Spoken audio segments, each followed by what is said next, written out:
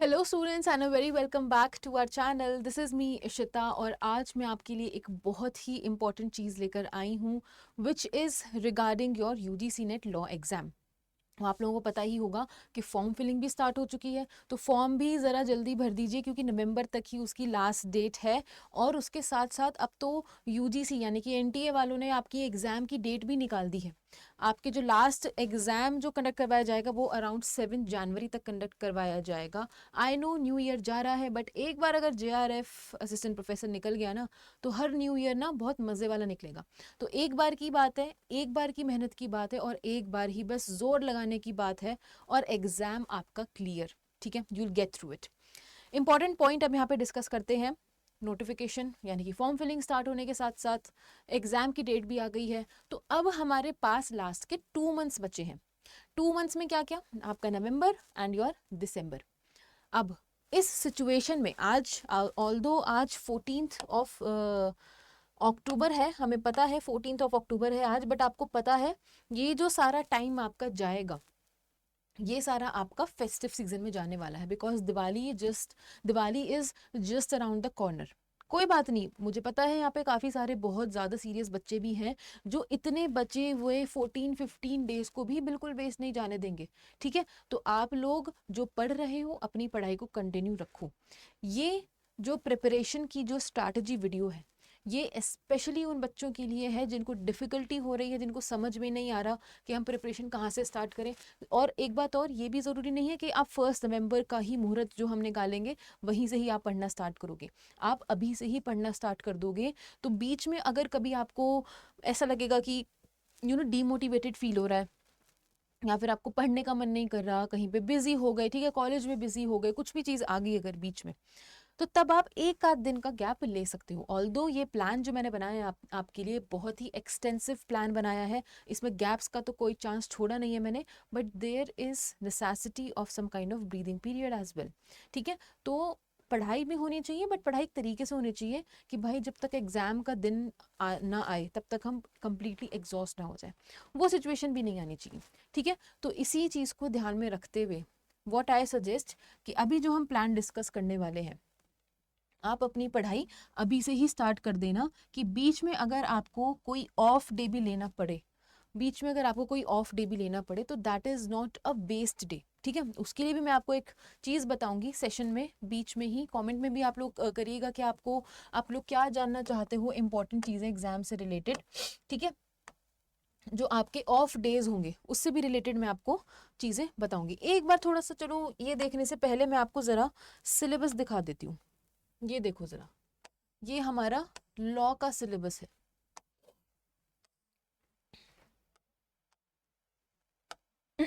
ठीक है, ये हमारा लॉ का सिलेबस है। आपको पता है पेपर 1 की तरह लॉ में भी 10 यूनिट्स दी जाती हैं, 10 डिफरेंट यूनिट्स दी जाती हैं और 10 यूनिट्स के 10 और अदर सब पार्ट्स होते हैं जो हमें करने होते हैं।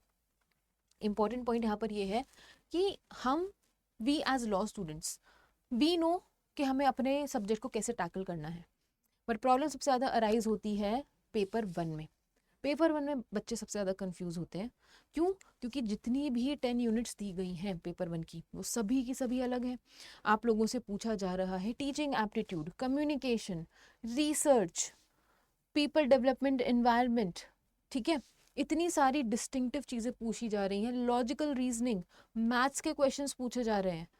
तो जब इतनी अलग अलग चीज़ें पूछी जा रही हैं तो बच्चे हो जाते हैं कंफ्यूज, उनको समझ नहीं आता कि यार हम पेपर 2 ही अपना पढ़ लें, अपना डोमेन स्पेसिफिक सब्जेक्ट पढ़ लें, या फिर हम पेपर 1 के लिए भी कैसे इतना ज़्यादा फोकस करेंगे, कैसे इस चीज़ को हम क्लियर करेंगे। तो इट्स इंपॉर्टेंट, पैनिक मोड में बिल्कुल नहीं जाओगे आप, ध्यान से सुनोगे और चीज़ों को समझने की कोशिश करोगे। आप यहाँ पे 100 टॉपिक्स देख रहे हो, ठीक है, 10 × 10 100, बेसिकली 100 टॉपिक्स हैं आपके सामने। अब एक चीज़ ज़रूरी नहीं है कि इन 100 के 100 में से आपसे हर एक यूनिट से सब यूनिट से आपसे क्वेश्चन पूछ लिया जाए, ऐसा नहीं होता है। तो जो इम्पोर्टेंट पॉइंटर्स होते हैं, जो इम्पोर्टेंट चीज़ें होती हैं जो एग्ज़ाम में रिपीट होती हैं, जैसे कि मैं आपको वहीं पर लेकर चलती हूँ अपनी प्रेजेंटेशन पे। ये हमारा सिलेबस है, जल्दी से आप इसको भी देख लो। जूरिस्प्रूडेंस यूनिट पूछी जा रही है। जूरिस्प्रूडेंस में इंपॉर्टेंट हो जाता है आपका स्कूल्स, थ्योरीज, डेफिनेशंस, ठीक है, कॉन्सेप्ट्स, ग्लोबल जस्टिस, अब ग्लोबल जस्टिस से और जो लास्ट का जो सब टॉपिक है मॉडर्निज्म एंड पोस्ट मॉडर्निज्म, यहाँ से भी काफ़ी क्वेश्चंस आपको पूछे जा रहे हैं, ठीक है। उसके साथ साथ कॉन्स्टिट्यूशनल और एडमिनिस्ट्रेटिव लॉ, ठीक है, ये तो एवरग्रीन यूनिट है, यहाँ से तो पता नहीं कहीं से भी क्वेश्चन पूछे जा सकते हैं। और अब ना थोड़ा थोड़ा यूजीसी नेट का भी पैटर्न बदल रहा है, वो ऐसे उन एरियाज को उठा रहे हैं जहाँ पे वो पहले थोड़ा ध्यान नहीं देते थे। उनको लगता था कि चलो बच्चों ने वो पोर्शंस छोड़ने स्टार्ट कर दिए, एग्जामिनर्स बहुत तेज होते हैं, पहले ना उनके हाथ में ही चाबी होती है, फिर बाद में बच्चों के हाथ में जाती है कि अच्छा मैंने तो ये क्वेश्चन पढ़ा हुआ था तभी आ गया, बच्चों को तो बाद में पता चलता है, बट पहले ना एग्जामिनर्स के हाथ में चाबी होती है। वो ये कहते हैं अच्छा हमने लास्ट साइकिल में ऐसे ऐसे क्वेश्चंस डाले थे, इस बार तो बच्चे सोच ही नहीं पाएंगे कि हम इतने डिफिकल्ट क्वेश्चंस भी डाल सकते हैं, चलो ऐसे पोर्शन से उठा के डालते हैं जहाँ से हमने पिछली बार तो क्या हमने पिछले 4-5 साइकिल के एग्जाम से भी नहीं डाले थे, और बच्चे जाते हैं वहीं पर कन्फ्यूज। यही प्रॉब्लम होती है। तो इसी वजह से जब आप पढ़ाई करोगे तो भले ही कोई ऐसा पोर्शन है जहाँ से प्रीवियस साइकिल्स में क्वेश्चन नहीं पूछा गया, आप उसको मिस नहीं करोगे, आप उसको भी बराबर कवर करोगे, ठीक है, trust me on this. Then comes your public international law, very very important again, ये बहुत ही स्टार्टिंग के 3 यूनिट जो है ना बहुत ही ज़्यादा इंपॉर्टेंट है। इसमें कन्वेंशंस, ट्रीटीज, ठीक है, केसेस इंपॉर्टेंट, इससे ज़्यादा तो और कुछ नहीं पूछा जाता, बट ये 3 चीज़ें ही पूरा का पूरा पब्लिक इंटरनेशनल लॉ मतलब कि इंटरनेशनल लॉ को कॉन्स्टिट्यूट करता है। Then comes law of crime. अब लॉ ऑफ क्राइम में सबसे ज़्यादा बच्चों को फंसाने वाली चीज़ क्या कर दी भैया, बीएनएस और आईपीसी कंपैरेटिव सेक्शंस उठा के डाल दिए, वहीं पे बच्चे सबसे ज़्यादा अटक रहे हैं। तो ऑल दो वो इजी वाले सेक्शंस डाल रहे हैं, बट इट्स इंपॉर्टेंट कि आपको वो भी पता होना चाहिए, आप लोग अपनी तरफ से कोई स्कोप नहीं छोड़ोगे कहीं पे कमी रहने का, या फिर कहीं ऐसा कोई स्कोप छोड़ रहे हो जहाँ पे आपके मार्क्स कट रहे हैं। आई बात समझ में? टॉट में से भी काफ़ी क्वेश्चन पूछे जाते हैं, टॉट्स में से स्पेशली आपके केस लॉ बेस्ड क्वेश्चन पूछे जाते हैं, ठीक है। ऑल दो 1 या 2 क्वेश्चंस आपको एग्जाम में देखने को मिलेंगे, बट पूछा तो जाता है, तो हम लीव आउट कुछ भी नहीं करेंगे। कंज्यूमर प्रोटेक्शन एक्ट से आपके प्रॉपर ना मतलब सेक्शन से उठा के वो क्वेश्चन पूछ लेते हैं। तो कंज्यूमर प्रोटेक्शन एक्ट की बेयर एक्ट के बारे में अंडरस्टैंडिंग होना इज़ वेरी वेरी इंपॉर्टेंट। साथ ही बिल्कुल same motor vehicles act, motor vehicles act में से भी सेक्शन बेस्ड क्वेश्चन वो सीधा का सीधा उठा के डायरेक्टली पूछ लेते हैं। देन योर कंपटीशन एक्ट 2002, इससे एक ही क्वेश्चन आता है, और लास्ट साइकिल में आया था, आई गेस लास्ट साइकिल में क्वेश्चन आया था, तो इस साइकिल में थोड़े से कम चांसेस है, but we don't know if the pattern is changing. तो कमर्शियल लॉ से अगर वो एक्स्ट्रा ज़्यादा क्वेश्चंस पूछने लग जाए, कंपनी लॉ से वो ज़्यादा क्वेश्चन पूछने लग जाए, कॉन्ट्रैक्ट और बाकी अदर सब्जेक्ट से वो ज़्यादा क्वेश्चंस अगर पूछने लग जाए, तो वी कैन गेस कि वो ये जो पोर्शन है आपका कंपटीशन एक्ट, इससे भी क्वेश्चन वो पूछ सकते हैं। कमर्शियल लॉ के बारे में हमने डिस्कस कर लिया। फैमिली लॉ में से सिंपल स्कूल्स और डिवोर्स और थ्योरीज ऑफ डिवोर्स, बस इससे अराउंड ही ज़्यादातर क्वेश्चंस रहते हैं, ठीक है, बहुत ज़्यादा डिटेल में जाके नहीं पूछा जाता। बट यहाँ पे एक बात आपको ध्यान में रखनी है कि फैमिली लॉ में जो भी चीज़ ट्रेंड में चल रही होती है ना, जैसे कोई लैंडमार्क जजमेंट आ गई रिलेटिंग टू मैरिज, ठीक है, रिलेटिंग टू डिवोर्स, उससे रिलेटेड कोई प्रिंसिपल होगा वो पूछ लिया जाएगा। फिर बिल, गिफ्ट, वक्फ और यूनिफॉर्म सिविल कोड, उससे रिलेटेड कोई क्वेश्चन पूछ लिया जाएगा। तो ऐसे ही करके आपसे क्वेश्चंस पूछ लिए जाते हैं। जो भी चीज़ जो रिसेंट में चल रही होती है, जैसे अभी रिसेंट में वक्फ का इशू काफ़ी ज़्यादा चल रहा था, वक्फ बोर्ड का इशू काफ़ी ज़्यादा चल रहा था, तो इट्स हाईली लाइकली कि इस वाली साइकिल में आपसे सेम वक्फ वाले टॉपिक से क्वेश्चन पूछ लिया जाए। समझे आप सभी? इन्वायरमेंट और ह्यूमन राइट्स, सिंपल, इसको बस आप कोरिलेट कर दो इंटरनेशनल लॉ से, वैसे ही मिला जुला के यहाँ से भी क्वेश्चन पूछे जाते हैं, ठीक है। इसमें से भी ट्रीटीज, इसमें से भी कन्वेंशन से सब चीज़ें पूछी जाती हैं। और उसके साथ साथ यूएन चार्टर, यूएन चार्टर के जो आर्टिकल्स हैं ह्यूमन राइट्स के बारे में जहाँ पे भी मेंशन है, ठीक है, यूनाइटेड नेशंस की बॉडीज़ के बारे में जहाँ पे मेंशन है, जैसे कि जनरल असेंबली, सिक्योरिटी काउंसिल, इन सब के बारे में जहाँ भी मेंशन है, तो उससे रिलेटेड आपसे आर्टिकल्स के बारे में पूछ लिया जाता है यहाँ पे, ओके। इंटेलेक्चुअल प्रॉपर्टी सेम, यहाँ पे वापस से वही फंडा है, कन्वेंशंस, ट्रीटीज, ठीक है, आईपीआर से रिलेटेड ट्रीटीज, इन सबको क्रोनोलॉजी में अरेंज करो, इन सबको ये बता, इन सब के बारे में ये बताओ कि कौन सी ट्रीटी सबसे पहले आई थी, आईपीआर से रिलेटेड कौन सी, burn convention, Paris convention, 1992 Rio declaration, ये सब चीज़ें जो हैं वो पूछ ली जाती हैं इसमें। तो that is very very important. और उसके साथ साथ copyright, trademark and patent, in acts के जो इम्पोर्टेंट सेक्शंस हैं वो आपसे काफ़ी ज़्यादा पूछे जाते हैं। इन एक्ट से रिलेटेड जो इम्पोर्टेंट सेक्शंस हैं, मे बी कॉपीराइट की डेफिनेशन, ठीक है, timeline of copyright, trademark and patent, ये सब चीज़ें बहुत ज़्यादा पूछी जाती हैं। तो you have to keep in mind when it comes to this particular unit.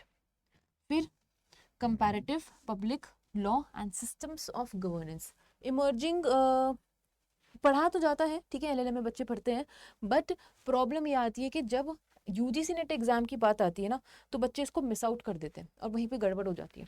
Recent time की अगर मैं बात करूँ तो क्वेश्चंस जो फॉर्मुलेट किए जा रहे हैं, क्वेश्चंस इस हिसाब से फॉर्मुलेट किए जा रहे हैं कि डिफरेंट डिफरेंट कॉन्स्टिट्यूशंस के इम्पॉर्टेंट आर्टिकल्स हैं, इम्पॉर्टेंट सेक्शंस हैं, उससे रिलेटेड जो है क्वेश्चंस वो सीधा उठा के पूछ लेते हैं, डायरेक्टली उठाकर पूछ लेते हैं। तो वो भी चीज़ें आपको ध्यान में रखनी है, उसको भी आप मिस आउट नहीं कर सकते हो, ठीक है। पूरा सिलेबस का मैंने आपको ओवरव्यू दे दिया। एक और चीज़ यहाँ पे, ओम्बड्समैन का प्रिंसिपल जो है वो स्वीडन से अराइज हुआ था, अभी रिसेंटली पास्ट वाली साइकिल में वाली बात पूछी गई थी। तो ऐसे ही ना, वो जो करंट में टॉपिक्स चल रहे होते हैं in the world news, even in the geopolitical scenario, those topics are definitely asked in your exam. अगर वो हमारे लॉ से रिलेट हो रहा है ना, तो आप लोग भी एज लॉ स्टूडेंट्स सोच लेना कि हम अपने लॉ से कैसे रिलेट कर सकते हैं, और वो वैसे ही आपसे पूछ लिया जाएगा, ठीक है। सबसे पहला तो आपको करना क्या है, जब हम नवंबर की मंथ से स्टार्ट करेंगे, और ज़रूरी नहीं है, देखो ये मैंने उन बच्चों के लिए बनाया जो थोड़ा सा एग्ज़ाम में बिजी हैं और फेस्टिव सीज़न के लिए ट्रैवल करते हैं, ठीक है, उन बच्चों के लिए मैंने यहाँ पे स्पेशली 1 नवंबर डेट डाली। बट बाकी के बच्चे जिनके पास में मौका है, जो अभी से ही घर पे बैठ के पढ़ाई स्टार्ट कर सकते हैं, आप इस मुहूर्त को मत मानिएगा, आप अभी से ही पढ़ना स्टार्ट कर देना, ठीक है। तो 1 नवंबर से आप जूरिस्प्रूडेंस के जितने भी बेसिक्स हैं, जो अभी हम सिलेबस में देख के आए हैं, स्कूल्स हो गए, थिंकर्स हो गए, उनकी डेफिनेशंस हो गई, इन सबको आप सारा कवर कर लोगे। साथ ही मैंने पेपर 1 के बारे में भी यहाँ पर लिखा है, बट उसके बारे में मैं ज़्यादा डिस्कस अभी नहीं करूँगी, आप लोग इसको देख लो, क्योंकि मैं टारगेट कर रही हूँ लॉ वाले बच्चों के लिए, क्योंकि उनको सबसे ज़्यादा प्रॉब्लम आती है, ठीक है, कि पेपर 1 के साथ में मैनेज कैसे करें। तो पेपर 1 के लिए मैंने यहाँ पर जो भी चीज़ें लिखी हैं, आप उनको वैसे ही मान लो, ठीक है। तो 7 दिन में, 7 नहीं, 6 दिन में, 1 2 3 4 5 6 7 से 7 7 ही हो गए, ठीक है, 1 से ही है तो हम स्टार्ट करें। तो 7 डेज में आपको जूरिस्प्रूडेंस और टीचिंग एप्टीट्यूड दोनों उड़ाने हैं। बाय उड़ाना आई मीन बिल्कुल दिमाग में ना, जैसे कंप्यूटर में डेटा सेव होता है, इस तरीके से डेटा सेव हो जाना चाहिए। फिर कॉन्स्टिट्यूशनल लॉ हम करेंगे, और ये कॉन्स्टिट्यूशनल लॉ मतलब थोड़ा बड़ा होता है, तो यहाँ पे इसको एडमिनिस्ट्रेटिव लॉ ही मान लो, ठीक है। इसको अच्छा, यहाँ पे एडमिनिस्ट्रेटिव लॉ मैंने ऑलरेडी नीचे लिख रखा है, ठीक है, कोई बात नहीं। तो यहाँ पे हम दूसरा कुछ यहाँ पे डाल सकते हैं, यहाँ पे हम कुछ और डाल सकते हैं, ठीक है। टॉर्ट्स आ गए, यहाँ पे कॉन्ट्रैक्ट आ गया। यहाँ पे आप जो आपके अदर जो सब्जेक्ट्स है ना, जैसे कि कंपनी, एक सेकेंड रुकिए, कंपनी लॉ नहीं डालेंगे हम, कंपटीशन एक्ट डालते हैं इसमें,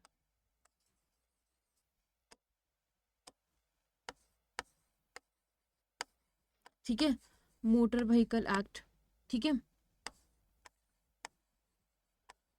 कंज्यूमर प्रोटेक्शन एक्ट, ठीक है।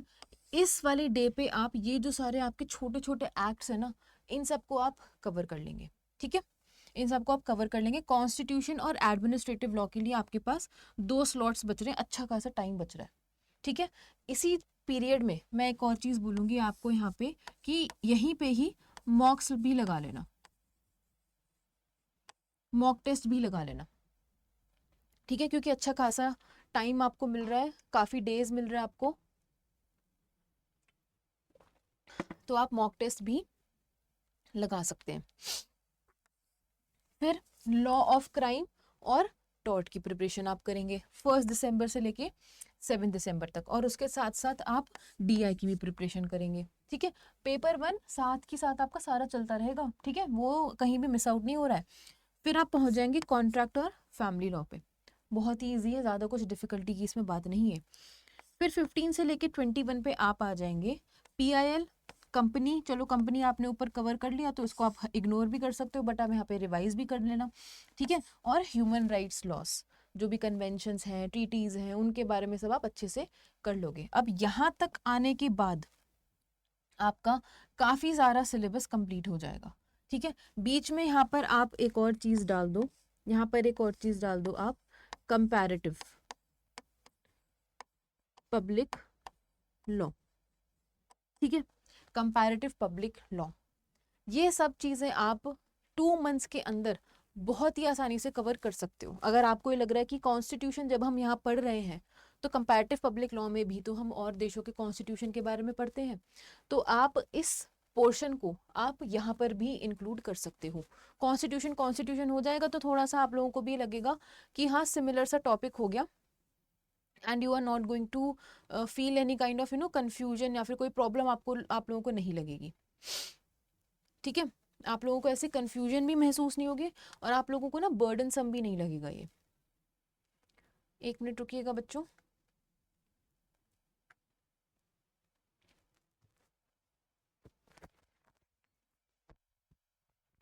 ठीक है,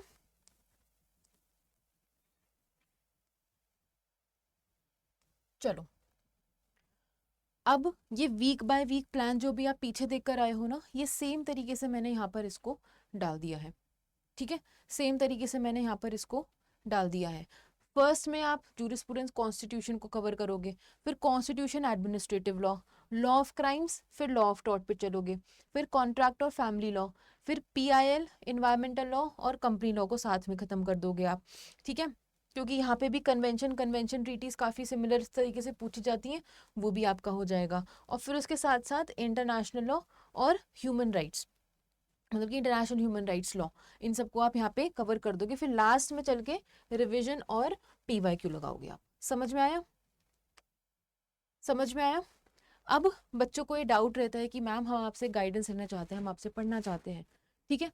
तो ये मेरा टेलीग्राम चैनल, उल्टा हो गया सॉरी, ये मेरा टेलीग्राम चैनल का QR कोड है।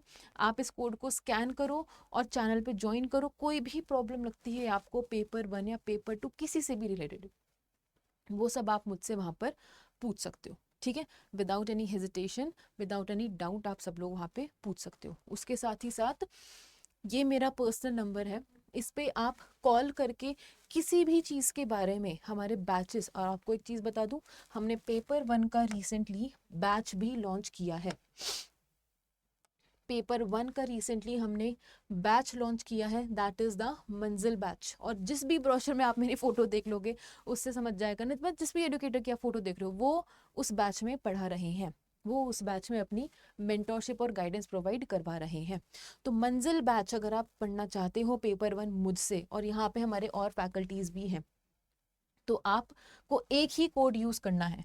इससे क्या होगा, आपको डिस्काउंट भी मिलेगा और साथ में आपको मेरी पर्सनल मेंटोरशिप भी मिलेगी,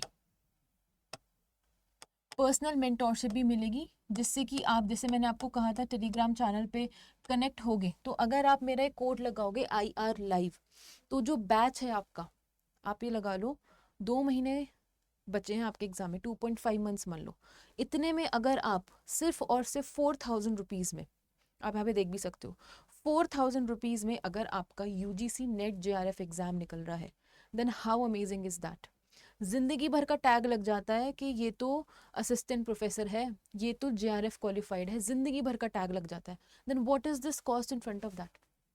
तो अगर आप मेरी पर्सनल गाइडेंस चाहते हो, मेरी पर्सनल मेंटोरशिप चाहते हो, तो मैं यहाँ पर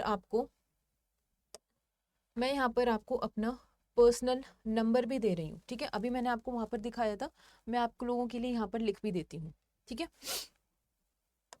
मैं आप लोगों के लिए यहाँ पर लिख भी देती हूँ।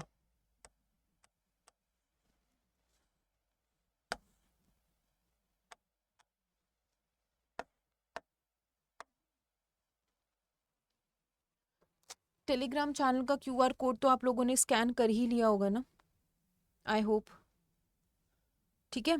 तो टेलीग्राम चैनल पे भी आप लोग ज्वाइन कर सकते हो।